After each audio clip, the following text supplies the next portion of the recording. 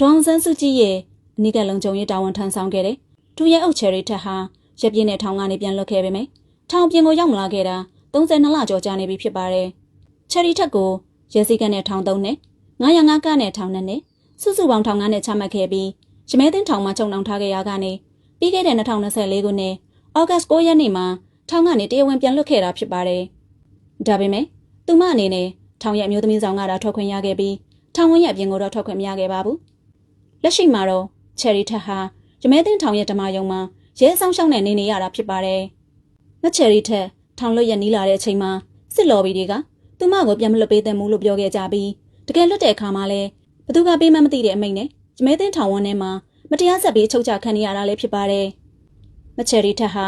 ရဲမျိုးရိုးကဆင်းသက်လာသူဖြစ်ပြီးမကြသေးခင်ကမှသူမရဲ့အဖေကလည်းပင်စင်ယူခဲ့တာဖြစ်ပါတယ်။သူမအနေနဲ့လည်းဒေါအောင်ဆန်းစုကြည်အပေါ်လူသားဆန်စွာချစ်ခင်လေးစားခဲ့မှုနဲ့တာဝန်ထမ်းဆောင်ခဲ့သူသားဖြစ်ပြီး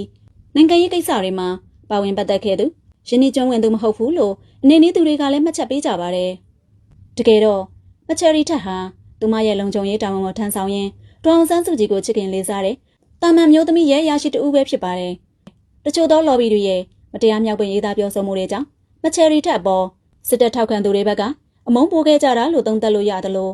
ဒေါအောင်ဆန်းစုကြည်နဲ့အနီးကပ်နေတဲ့ရုပ်သံတွေ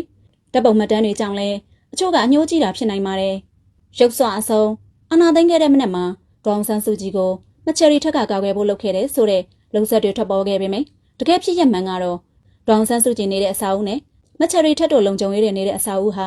တိကျတချမ်းစီတရှိနေတာဖြစ်ပါတယ်။လက်ရှိမှာတော့မချယ်ရီထက်ဟာရမဲသိန်းထောင်ထဲကဓမ္မယုံမှာပဲရှိနေပြီးထောင်ပိုင်ကြီးအိမ်ကထမင်းပို့ပေးနေရတယ်လို့သိရပါတယ်။မချယ်ရီထက်တရားဝင်လွတ်လာပြီးနောက်ပိုင်းအာဏာသိမ်းစစ်တပ်ဟာလွတ်ငြိမ်းချိန်ပေးခဲ့ပေမဲ့လည်းမချယ်ရီထက်ကတော့ပါမလာခဲ့ပါဘူး။ထောင်နေနဲ့မချယ်ရီထက်ကိုလွတ်ပေးလို့မရတာကလည်းသူမကိုထောင်ဝရမ်းနဲ့တရားဝင်လွတ်ထားခဲ့ပြီးဖြစ်တာကြောင့်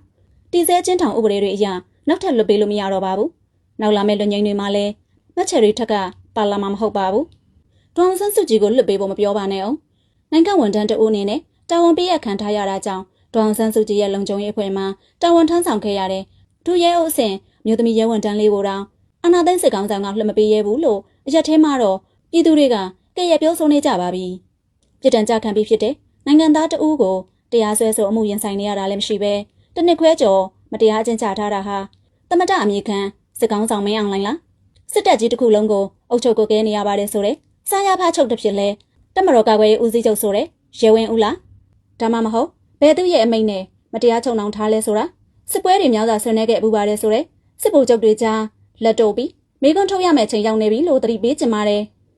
မချယ်ရီထက်ကိုမတရားချုပ်နှောင်ထားတာ32လကျော်ပြီ